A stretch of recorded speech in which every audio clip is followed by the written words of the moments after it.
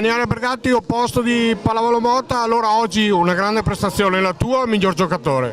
Sì, eravamo molto preparati a questa partita, è stata davvero una partita dura e molto emozionante. Siamo riusciti a dare il massimo, anche se in alcuni frangenti siamo stati, diciamo, capovalso molto Pallavolo Padova, ma siamo stati bravi, uniti e fino alla fine siamo riusciti a conquistare questa partita che era molto dura sulla carta.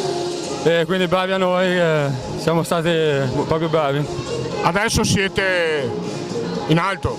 Sì, siamo comunque terzi, bisogna aspettare il risultato di Bolzano domani, anzi ho giocato oggi, e comunque siamo quarti, ci siamo avvicinati comunque alla vetta, speriamo con le prossime partite, che comunque sulla carta sono anche un po' più facili di queste, di portarci ancora più in alto, perché abbiamo comunque ad arrivare in cima. Siamo pronti, siamo molto pronti. Sei pronto per la prossima? Sì, prontissimo, non vedo l'ora di giocare. Io vivo per il sabato, per la partita del sabato. Grazie. Grazie a te.